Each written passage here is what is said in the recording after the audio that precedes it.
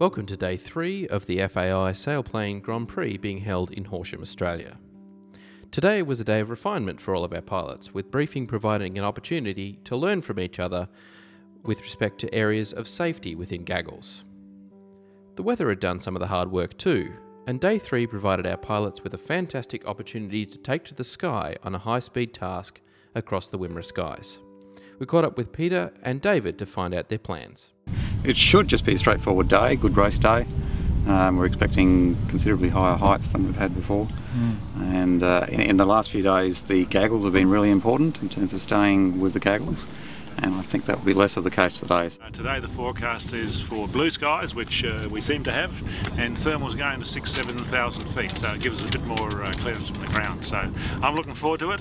It's going to be a good race. David also shared with us the 4 strategies for success in the SGP races. Strategy 1 is to be safe. Strategy 2, not to land on a paddock. Strategy 3, to get home. Strategy 4, to be home first. And that strategy certainly served David well today. Now let's hand over to our GFA official Mandy Temple to run us through today's replay.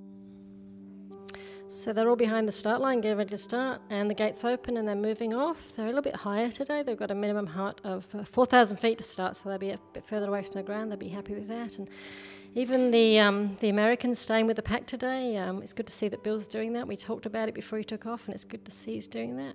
When they turn around this next turn, it's going to be interesting to see what they do with the lake. We've got winds from the northwest, and there's going to be a lake shadow causing a slow spot, so it'll be interesting to see what strategies they adopt as they all come around this turn and split up with different strategies. Look at that. So some of them are going to go straight across, some are going south, quite a deviation south, and it doesn't look like it's cost them very much. The guys that went straight across got a good run, whereas the guys that went south are low and slow. So it'll be interesting to see what the placings are like when they come together for the final turn. Looks like 4 Delta got a bit low there, got in a bit of trouble, but Victor Zulu, who was low on the first leg, he's catching up with the pack too. He made a great comeback yesterday, we saw. So here we go. Okay, so they're at the last turn. They're coming around. Romeo and Juliet's gone off to the side.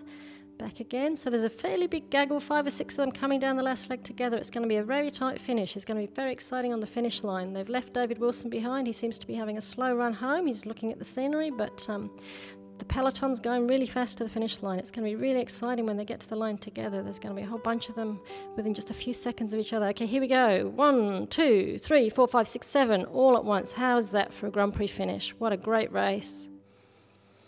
And here come the last 2. So the results for the day were Mark Tingey in first, with David Peach coming second and Jeff Brown taking out 3rd place. We had a chat with Mark to find out his winning strategy for Day 3. Mark, how did you find today's flying? Today was a good day. 7,000 feet, thermal strength was up to 9 knots. First leg was uneventful. I was actually sort of dragging the chain a little bit. I was sort of a bit low and slow. But it was uneventful, never got too low. Down to the first turn point, we had the lake to cross, so I just opted to go right, to the right of that with Pete Temple. But just couldn't find much around that side of the lake actually, and just kept pushing on, started to get lower and slower.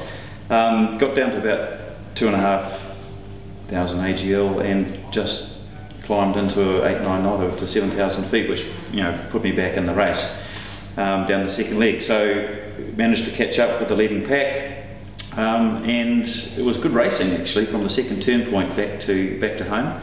The final glide, I thought it was established, but there was just big channels of sink running into the checkpoint turn.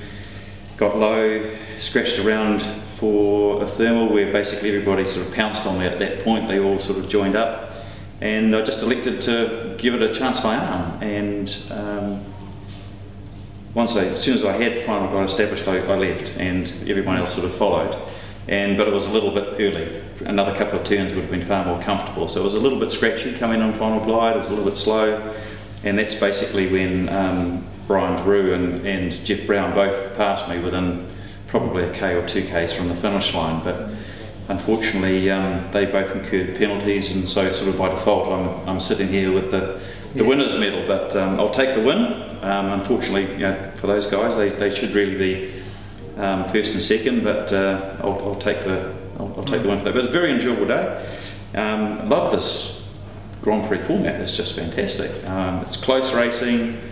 You're with, and it's just changing constantly. The pack is rolling. You might be in the lead one minute and then sort of coming almost last the next. So the whole thing fluctuates, through the race, and you just got to sort of get a little bit of luck and get your timing right, and if it all comes together, you sort of come out on top. So a very enjoyable day, learning lots, flying with some great pilots, and thoroughly enjoying it actually. All right, thank you, Mark, and that's our day 3 winner. Thank you. Thanks. That concludes day 3 of racing here at Horsham.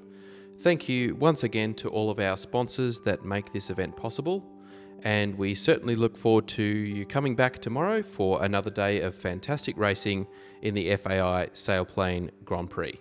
See you tomorrow.